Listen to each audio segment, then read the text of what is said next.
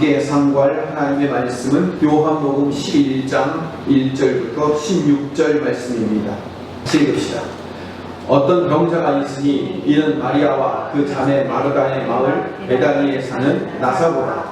이 마리아는 향유를 주께 붓고 머리털로 주의 발을 닦던 자로 병든 나사로는 그의 오라버니이더라. 이에 그 무리들이 예수께 사람을 보내어 이르되 주여 보시옵소서 사랑하시는 자가 병들었나이다 하니 예수께서 들으시고 이르시되 이 병은 죽을 병이 아니라 하나님의 영광을 위하며 하나님의 아들이 이로 말미암아 영광을 받으시게 하려 함이라 하시더라. 예수께서 본래 마르다와 그 동생 나사로를 사랑하시더니 나사로가 병들었다 함을 들으시고 그 계시던 곳에 이틀을 더 유하시고 그 후에 제자들에게 이르시되 유대로 다시 가자 하시니 제자들이 말하되 랍비여 방금도 유대인들이 돌로 치려 하였는데 또 그리로 가시려 하나이까 예수께서 대답하시되 낮이 12시간이 아니냐 사람이 낮에 다니면 이 세상의 빛을 보므로 실족하지 아니하고 밤에 다니면 빛이 그 사람 안에 없는므로 실족하느니라. 이 말씀을 하신 후에 또 이르시되 우리 친구 나사로가 잠들었도다. 그러나 내가 깨우러 가노라. 제자들이 이르되 주여 잠들었으면 낫겠나이다 하노라.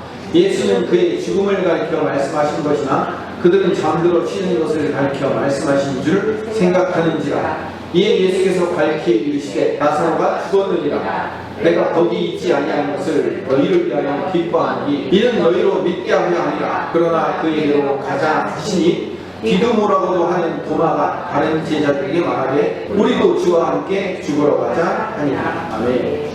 요한복음 전반부가 이제 끝나갑니다. 요한복음 21장으로 되어 있는데 11장이 전반부가 끝납니다. 요한복음의 전반부는 7가지의 표적 그리고 그 표적을 통해서 예수님이 메시아이심을 오시는 설교 내용으로 이루어져 있습니다. 7가지 표적의 마지막 표적이 바로 오늘부터 시작되는 나사로의 죽음과 부활 사건이에요. 1절부터 봅시다. 1절에 어떤 병자를 소개하는데 그는 마리아와 마르다와 함께 베다니에 사는 나사로라는 오라버니예요. 참고로 베다니는 예루살렘에서 여리고로 내려가다 보면 중간에 있는 작은 마을이에요. 2절을 봅시다. 마리아는 향유를 주님께 붓고 머리털로 주의 발을 닦던 여인이었습니다. 마리아가 향유를 붓고 머리털로 예수님의 발을 닦는 이야기는 12장에 나옵니다. 그러니까 다음 장에 나오는 거예요. 다음 장 이야기를 미리 기록한 이유는 마리아가 예수님께 향유를 부은 사건이 예수님의 장례를 준비한 중요한 의미가 있는 사건입니다. 뒤에 나올 사건을 미리 앞당겨서 이야기한 이유는 나사로의 부활 사건도 예수님의 장례와 밀접한 관련이 있기 때문에 그런 거예요. 3절에 나사로의 여동생들이 예수님께 사람을 보내어서 사랑하시는 자 나사로가 병들었다는 사실을 알려줍니다. 그러자 4절에 나사로가 병들었다는 소식을 듣고 예수님께서 이렇게 말씀하십니다.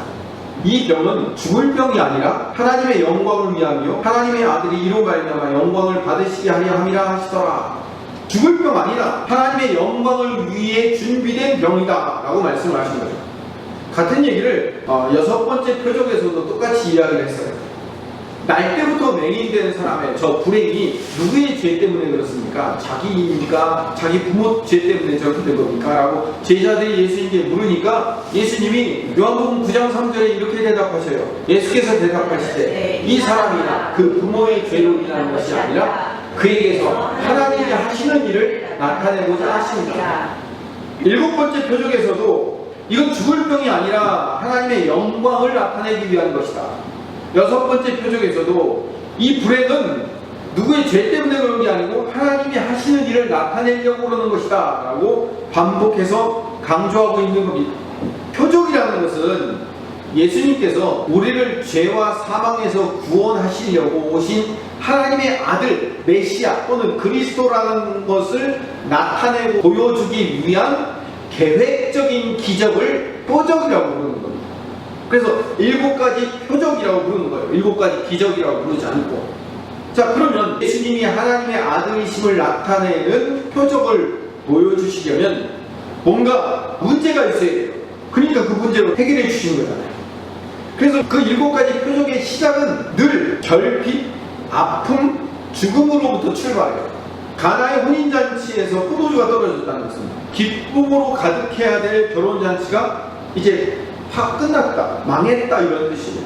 왕의 신하의 아들이 죽어간다는 것은, 그럼 아들이 죽는다는 건 뭘 의미해요? 내 영혼이 떨어져 나간다는 의미잖아요.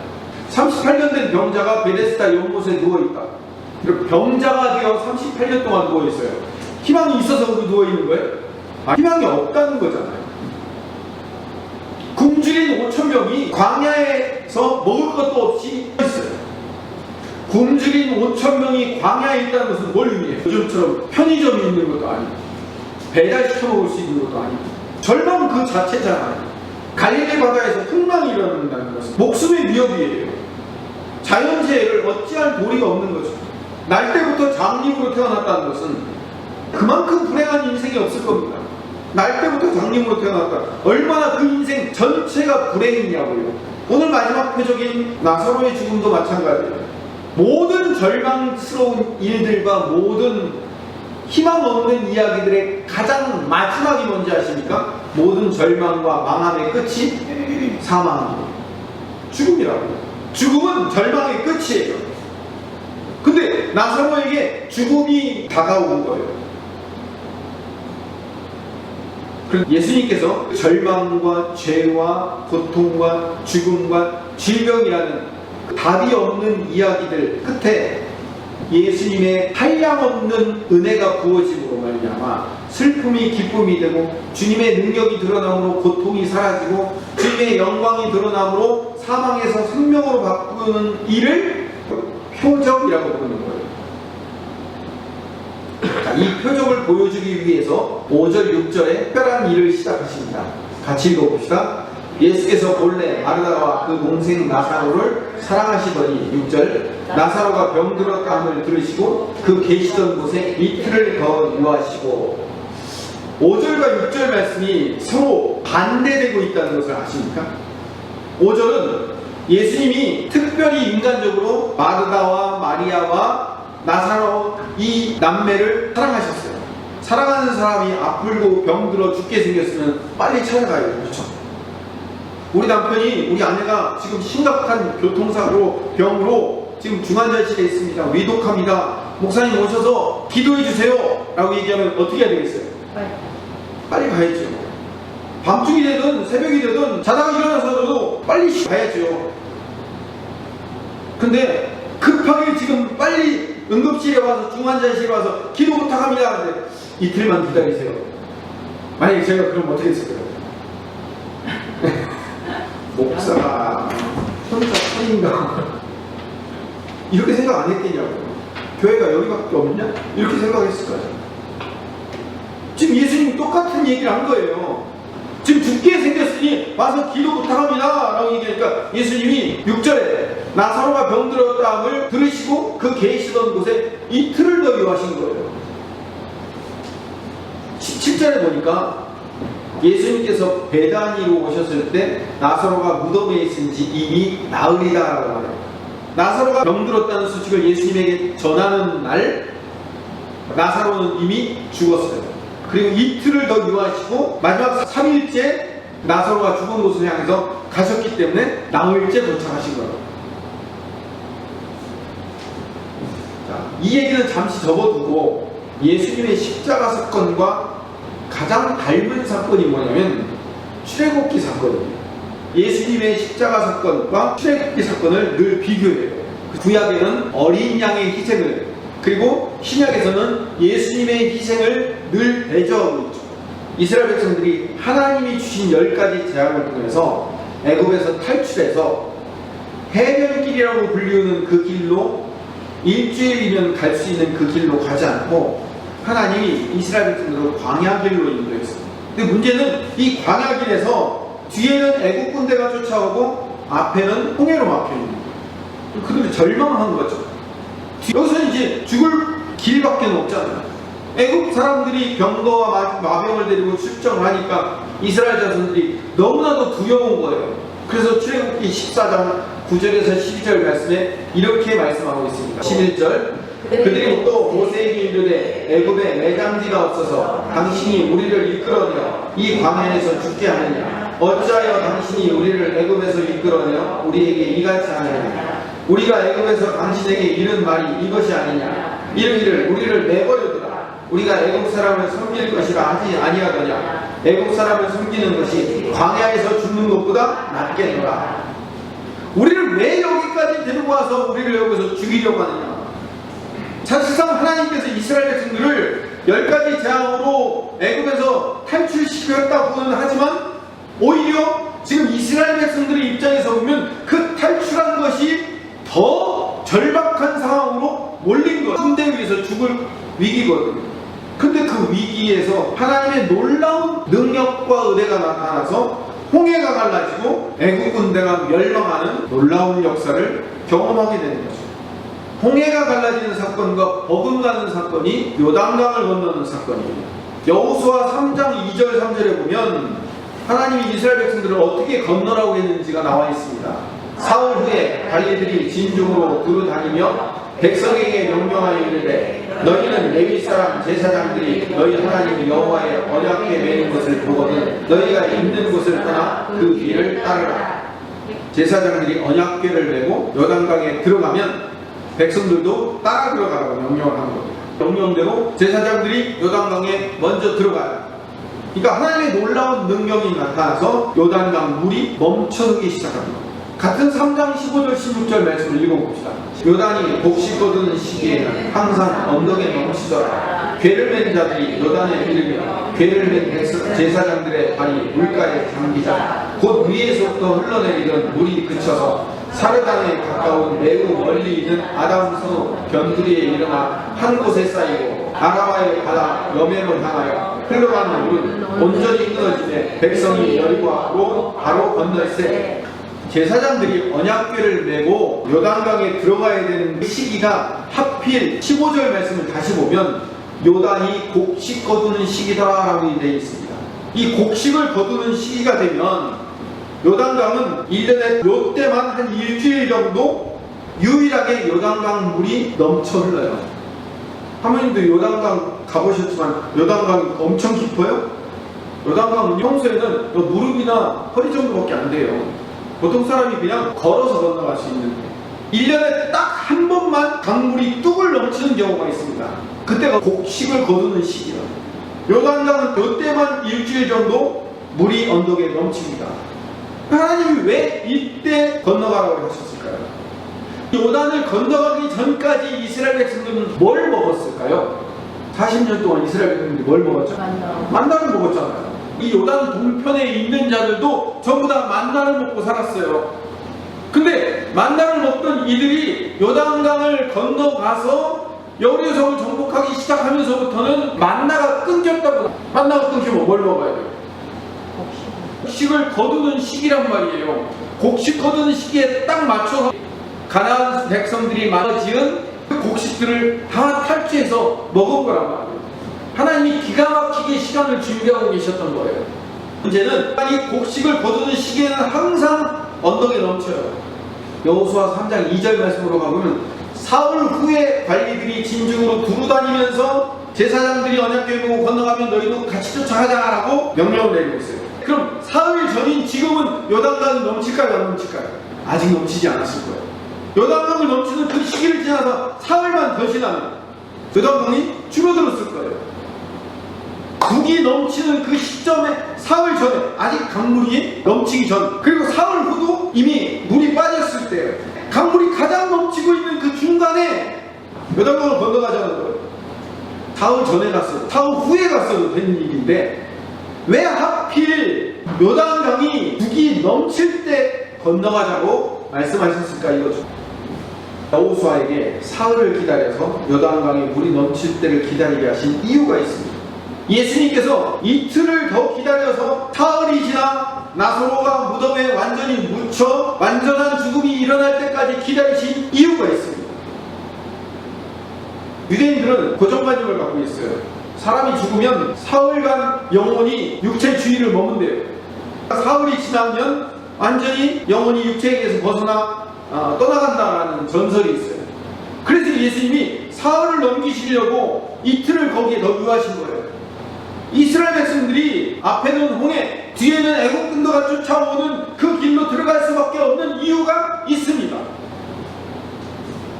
홍해를 건너기 전에도, 요단강을 건너기 전에도, 나사로가 죽었을 때도 하나님은 사람의 힘으로는 건널 수 없는 상황, 사람의 힘으로는 어찌할 수 없는 상황으로 들어가게 되자 하나님의 놀라운 능력으로 표적을 보여주심으로 이스라엘의 구원을 얻고 가나안 땅에 들어가는 역사를 구원이라고 설명을 해주셨어요.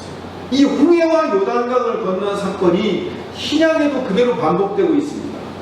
예수님이 그 주인공이셔요. 인간의 힘으로는 절망과 죽음밖에 없는 죄와 사망의 권세를 예수님이 뚫고 이 땅에 오셔서 그걸 알려주시려고 예수님이 7가지의 표적을 보여주신 거예요. 그리고 가장 마지막 표적이 바로 사망을 이기신 거예요. 사망을 이기기 위해서 사망의 자리에 서 있는 거란 말이에요. 7가지 표적을 일으키기 위해서 7가지 문제가 생길 수밖에 없잖아요. 홍해를 가르기 위해서 광야 한복판에 갇힐 수밖에 없고, 요단강을 건너기 위해서 강물이 뚝에 넘쳐야 되는 것처럼 부활의 놀라운 역사를 이루기 위해서 예수님께서 이틀을 더 유하신 거라고요. 인간의 힘으로는 도저히 불가능한 상황에서 하나님의 능력으로만, 예수님의 그 불가항력적인 은혜로만 구원받을 수 있는, 하나님의 그 전능한 능력으로만 구원받을 수 있는 하나님의 계획이 예수님의 7가지 표적에, 특별히 나사로의 부활 사건에 담겨져 있습니다. 그래서 나사로가 병들어 죽게 된 것은 오늘 본문 4절 말씀과 같이 하나님의 영광을 위해서 주님이 된 거예요. 6번째 표적 이야기도 말씀드렸잖아요. 날 때부터 맹인된 사람이 누구의 죄로 저런 불행을 입고 살아야 됩니까? 라고 묻는 제자들의 질문에 하나님의 하시는 일을 나타내기 위해서 그렇게 되었다라고 주님이 말씀하셨습니다. 물론 여러분, 지금까지 제가 설명한 내용들을 쭉 들었을 때 그럼 하나님의 영광을 나타내려고, 하나님의 일하심을 드러내려고 인간을 일부러 고통 가운데 집어넣는 분이 하나님이신가라고 오해하지 마세요. 하나님은 그런 분이 아니셔요. 인간은 부족한 존재이기에, 피조물이기에, 지난주에도 말씀드렸지만 인간은 흙이에요. 아파요. 불완전한 피조물이기 때문에 결국 연약함으로 말미암아 죄와 사망으로 귀결될 수밖에 없는, 고통과 절망과 죽음 앞에 이를 수밖에 없는 존재들인 거예요. 그렇게 죽을 수밖에 없는 연약한 인간 앞에 하나님이 등장하셔서 하나님의 역사하심으로 우리를 살려내시는 이야기를 7가지를 보여주셨다는 것은 그게 바로 표적이라는 거죠. 초점이 인간의 그 연약함을 하나님이 이용하셔서 하나님이 그 인간의 연약함을 빠뜨리셨다가 아니라 그 인간의 연약함, 고통, 사망으로 귀결될 수밖에 없는 그 죄의 문제들을 근본적으로 해결하시기 위해서 예수님이 이 땅에 오셨다는 것이 중요한 거예요. 그리고 하나님의 영광이 이 땅에 드러나기 위해서 예수님이 그 인간의 죄와 연약함과 모든 피조물들의 그 약함을 짊어지시고, 표현이 좀 거칠지만요, 자폭하신 거예요. 십자가에 들어가 그 모든 죄와 절망을 가지고 끌어안고 죽으신 거예요. 그게 예수님의 십자가 사건이라고요. 오늘 보면 7절에 예수님이 제자들에게 유다로 다시 가자라고 말씀하셨어요.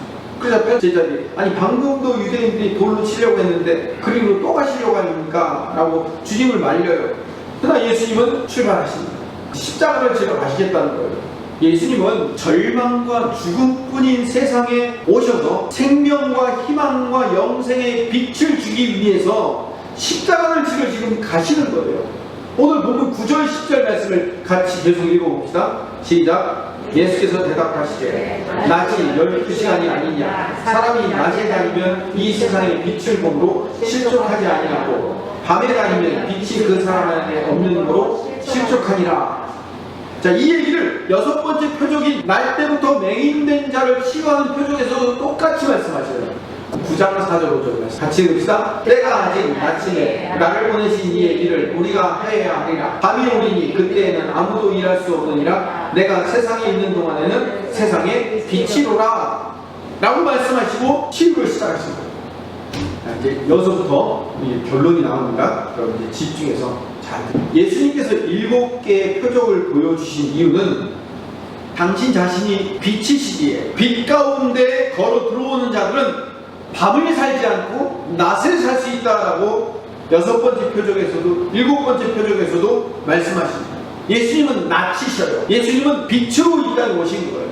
예수님께서 우리 인간의 연약함, 죄와 절망과 사망이라는 것들을 다 움켜잡으시고 자폭하기 위해 십자가를 지러 가셨기 때문에, 예수님이 인간들이 풀 수 없는 절망을 대신 져주셨기 때문에 우리가 낯을 살게 된 거예요.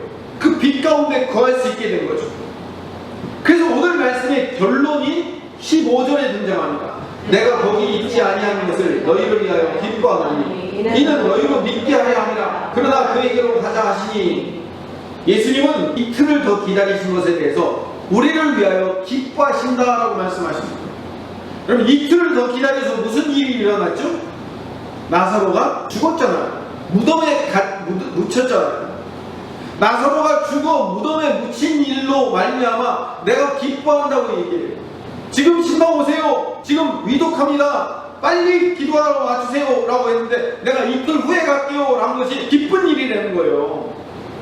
하나님의 영광이 드러나기 위해서는 앞에는 홍해, 뒤에는 애국 군대가 쫓아오는 죽음의 현장에 이스라엘이 있었기 때문에 바다를 건너는 어마어마한 기적이 있었어요. 이 세상에 그 어떤 사람이, 어떤 민족이 바다를 가르고 그 바다 이 땅을 통과하여 구원받은 백성이 이 땅에 어디 있어요? 사흘 전에만 갔어도, 사흘 후에 가도 늘 땅강이 뚝에 넘쳐 흘렀을 때 제사장들이 언약궤를 메고 그 넘치는 그 뚝 아래로 내려가기 시작하자 강물이 끊어지는 거예요. 과학적인 물리적인 힘으로서는 도저히 이해할 수 없는 신비한 기적을 경험하게 된 거예요. 예수님께서 이틀을 유하시고 사흘째 출발하심으로 말미암아 죽음으로부터 인간이 부활할 수 있다는 놀라운 소식을 우리가 듣는 거예요. 모든 인간의 진리는, 모든 인간은 죽는다는 거예요. 인간은 죽는다라는 이 대명제와 진리를 바꾸신 예수님의 역사하심이 이틀을 더 유하시고 무덤 가운데 서셨기 때문에 그 놀라운 부활의 역사를 우리 인간이 경험하게 된 거란 말이에요. 나사로의 죽음은 우리 성도들의 죽음과 동일합니다. 우리는 죽음이 끝이 아니고 부활과 영생이 인간의 영원한 목적이며 우리를 그 길로 인도하고 있다는 것을 알려주기 위해서 표적을 보여주신 거예요. 그래서 오늘 이 사건은 7가지 표적의 결론이며 요약이 되는 겁니다. 성경에 사망아 너희를 쏘는 것이 어디 있느냐라고 하면서 사망이 우리를 쏘려고 덤비는데, 예수님이 그 사망을 이기시고, 아니 그 사망을 끌어안고 자폭하심으로 말미암아 이 땅에 이제 사망이 예수님을 믿는 자들에게는 없어진 거예요. 그 놀라운 역사를 이틀 후에 보여주신 거란 말이에요. 그 일을 기뻐하셨다. 이틀이 지난 다음에 간 일에 대해서 기뻐하시고, 그렇게 하신 이유는 이는 너희로 믿게 하려 함이라. 하나님의 일하심을 믿게 하려, 하나님의 역사하심을 믿게 하려고 이틀을 더 유하셨다가 가신 일을 기뻐하셨다는 거예요. 하나님은 우리에게 믿음을 주시기 위해서, 우리로 하여금 믿게 하기 위해서 때로는 하나님의 자녀가 세상이라는 힘과 권력 앞에 두려워할 수밖에 없는 세상으로 우리를 내버려 두는 것 같은, 내보는 것 같은 그런 느낌이 들 수가 있어요. 다시 말하면 하나님의 자녀임에도 불구하고 세상이라는 그 어마어마한 두려움의 힘이 우리에게 밀려올 수밖에 없다니까요. 근데 그 세상이 가지고 있는 가장 큰 힘이 뭐냐면 죽음의 권세와 힘이에요. 세상의 가장 큰 힘은 죽음의 힘이에요. 이 죽음의 힘을 넘어설 수 있는 사람이 없어요. 그래서 세상은 죽음이라는 공포를 이용해서 사람들을 올가매요. 강도가 나타나서 목에 칼을 위협하면서 돈 내놔, 너 죽일 거야 라고 얘기하면 무서워서 모든 걸 다 주고라도 살려달라고 빌죠. 왜 그럴까요? 내 인생에 가장 중요한 것은 그 재물과 목숨이 중요해요. 사망이라는 것이 얼마나 무서운 건지 몰라요. 그 사망의 공포를 이긴 사람이 없어요. 징시황도 사망의 공포를 이기지 못하고 죽었다고요. 세상은요, 이 사망의 공포를 가지고 우리를 흔들고 위협하고 있는데 세상이 이 사망의 공포를 이길 수 있는 힘을 주지 못해요. 사망의 문제를 세상이 해결해 주지를 못한다고요. 그저 그 사망의 힘을 가지고 이용할 뿐이지 사망을 이길 수 있는 능력도 없고 사망을 이길 수 있는 방법도 알려주지 않아요. 그러면 세상은 이 죽음을 어떻게 이용할까요? 죽음이라는 공포를 잊기 위해서 이 땅에 집착하도록 마약을 주는 거예요. 세상은 죽음이라는 놀라운 힘을 흔들어대면서도 죽음의 어마어마한 공포를 스스로 해결할 수 없기 때문에 이 죽음이라는 공포를 잊게 만들어줍니다. 그래서 이 죽음의 공포를 잊도록 세상에 집착하여 영원히 살 것처럼 우리에게 마약을 줍니다. 마약을 먹은 사람들은 마치 영원히 사는 것처럼 이 세상에 집착하면서 살아요. 그 대표적인 마약이 뭔지 아십니까? 돈이에요. 돈을 많이 얻어서 그 돈으로 이 세상에서 하고 싶은 것, 갖고 싶은 것을 마음껏 누리며 살면 마치 영원히 이 땅에서 잘 먹고 잘 살 수 있을 것처럼 마약을 주는 거예요. 돈은 세상이 우리에게 주는 마약이에요. 명예, 권력, 자아성취. 어저께 유튜브를 보니까요, 이 사람은 자격증을 20몇 개를 따고 있더라고요. 20몇 개의 자격증을 따가지고 20몇 개의 직업을 갖고 있는 건 아니에요. 그냥 자격증 따는 게 자기의 자아성취의 목적이에요. 자녀가 나 대신 잘 되는 것, 탐욕과 욕망을 취해 사는 것, 이런 마약으로 세상은 그냥 죽음을 잊게 만드는 거예요. 여전히 우리는 죽음이라는 공포가 다가오고 있는데 그 죽음의 공포를 잊게 만드는 거예요. 그래서 죽음의 공포를 잊게 만드는 그 마약을 세상은 뭐라고 부르는지 아십니까? 행복이라고 불러요. 그래서 세상은 우리에게 행복을 주겠다는 거예요. 어떤 행복? 거짓 신화를 우리에게 주죠. 돈 많으면 행복해질 수 있다고. 자녀가 잘 되면 행복해질 수 있다는 거예요. 그 행복으로 죽음의 고통을 잊어버리고 사는 거예요. 아, 행복해. 마약을 만든 동안은 행복해 보여요. 그렇죠? 근데 그 마약이 떨어지고 나면 죽음의 공포는 더 무섭게 우리를 치달아오는 거예요. 착각하지 마세요. 오해하지 마세요. 세상이 우리에게 행복을 주지 않습니다. 세상은 죽음의 공포를 잊어버리도록 마약을 처방하고 있을 뿐이에요. 그러면서 우리에게 더욱더 그 죽음을 무기로 삼아서 우리를 이용할 뿐이에요. 근데 예수님은 우리에게 7가지 표적을 보여주시면서 예수님이야말로 사망과 죽음의 권세를 이기고 우리에게 부활과 영생을 주시는 분으로 오셨다는 겁니다. 아멘? 네. 그래서 우리가 예수님을 믿는 거예요. 우린 죽음의 공포를 이기는 자들이거든요. 영생이라는 권력을 새롭게 가진 사람들이 되었어요. 세상은 죽음의 권력을 가지고 행사할 때 우리는 영생이라는 권력을 갖고 있는 사람이에요. 영생이라는 힘을 갖고 있기 때문에 너 죽어? 라고 얘기하는 그 협박에 우리는 넘어가지 않고 이길 수 있는 자가 되는 거예요. 세상과 다르게 살 수 있는 이유가 뭐예요? 그들의 죽음의 협박을 우리는 이길 수 있기 때문에 괜찮아, 이길 수 있어, 우리에게는 부활이 있어, 우리에게는 영생이 있어 라고 당당히 이길 수 있는, 이게 바로 그리스도인인 거예요. 그래서 영생이라는 권력을 새롭게 얻은 하나님의 자녀들은 예수님이 이틀을 더 머무셔도 괜찮은 거예요. 나사로가 죽어도 괜찮아요. 무덤에 묻혀서 더 이상 이제 아무런 희망이 없고 몸이 이제 군데군데 썩기 시작해서 냄새가 나도 괜찮아요. 우리에게는 영생과 부활의 소망이 있기 때문에 하나님이 아브라함에게 네 이삭을 번제로 바쳐라 해도 믿음으로 이삭을 데리고 모리아 산으로 올라갈 수 있었던 이유는 아브라함에게 부활의 소망이 있었기 때문에 우리에게는 부활의 힘이 있습니다. 영생이라는 권력이 있어요. 예수님이 우리가 가지고 가야 될 절망과 죽음과 멸망이라는 악을 모두 가지고 가셨기 때문에 우리에게 이제 남은 것은 부활과 영생의 소망이 남아있는 거예요. 그래서 예수님께서 내가 거기 있지 아니한 것을 기뻐하노라, 내가 이틀을 더 유하고 있었던 것을 기뻐하노라고 하신 말씀은 우리로 하여금 믿음을 갖게 하기 위해서 그런 거예요.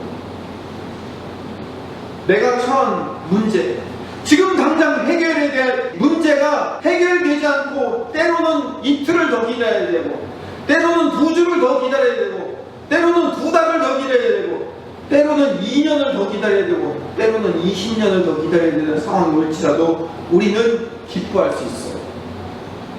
왜 그럴까요?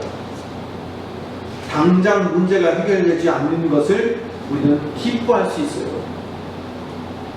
우리에게 믿음을 주시기 위한 하나님의 놀라운 계획이 준비되어 있기 때문에 그런 거예요. 지금 당장 이 문제를 해결해주세요. 지금 당장 이거 없으면 못 삽니다 라고 했을 때 이틀을 더 유하시는 그 예수님의 마음을 우리는 들 수 있어야 돼요. 너 그거 없어도 더 기다려도 괜찮아. 하나님은 그 속에서 너에게 믿음을 심어주고 더 크고 더 놀라운 역사를 이루게 하시기 위한 하나님의 계획이 준비되어 있어 라고 우리를 믿게 하기 위한 하나님의 계획이 담겨져 있어요. 우리는 영생이 권세이며 부활이 우리의 권력이기 때문에 죽음의 힘 앞에서 마약을 맞으며 살아가는 자들과 다르게 살 수 있어요. 아니, 다르게 살아야 되는 자들이 그리스도인입니다. 우리는 세상 앞에서 당당할 수 있어요. 세상 사람들이 야, 네가 믿고 있는 하나님이 지금 네가 쩔쩔매고 있는 그 문제 하나도 해결해주지 못하는 그런 하나님이 무슨 전능한 하나님이냐? 니네 맨날 전능하신 하나님이라고 능력의 하나님이라고 맨날 말로는 하면서 네가 지금 쩔쩔매고 있는 그 문제 하나도 해결해주지 못하는 그런 하나님이 무슨 전능한 하나님이고 그런 하나님이 무슨 능력 있는 하나님이냐? 나 같으면 그런 하나님 안 믿어 라고 세상 사람들이 우리의 문제가 이틀을 더 기다릴 수 있어도 우리의 문제가 더 해결되지 않고 우리가 더 기다리는 상황이 있을지라도 기뻐할 수 있는 이유는 예수님이 우리로 믿음을 갖게 하기 위해서 더 놀라운 역사로 우리에게 부활과 영생을 주시기 위한 하나님의 놀라운 계획이 우리 안에 있다는 것을 믿는 거예요. 그 믿음을 우리에게 주시기 위한 것이라는 것을 깨닫는 거죠. 주님이 우리의 문제를 당장 해결해 주시지 않는 것을 기뻐할 수 있는 자가 되어야 합니다. 우리를 더 크고 온전히 사용하시려는 하나님의 계획이 있기 때문에 이틀을 더 머무시는 중이다라고 우리가 비난하는 자들에게 당당히 얘기할 수 있는 거예요. 괜찮아, 우리 기다리는 중이야. 하나님이 더 크게 역사하실 거야 라고 우리에게 믿음을 주고 계시는 그 하나님을 우리는 인정할 수 있어야 되는 거예요. 그 사람들 앞에서. 그렇기 때문에 우리에게 행복이라는 당장의 가치, 당장의 마약을 주지 않으시는 것을 주님이 기뻐하신다는 것을 아셔야 돼요. 내가 지금 달라고 애쓰고 있는 그 모든 것들이 사실상 이 땅의 죽음을 유보하기 위한 이 땅의 행복이라고 가장하고 있는 마약에 불과할 수도 있는 거예요. 하나님은 우리에게 마약을 주길 원하시지 않으시고 우리에게 부활과 영생을 주길 원하십니다. 주님과 동행할 때 주님이 우리에게 얼마나 크고 놀라운 것을 주시오. 홍해를 가르고 물을 끊어 요단강을 흐르게 하고 인간이 도저히 할 수 없는 부활의 놀라운 역사를 보여주시려는 그 하나님의 섭리를 믿으셔야 됩니다. 더 큰 것을 주시려는 하나님의 계획을 믿는 하나님의 백성 되시기를 간절히 소망합니다.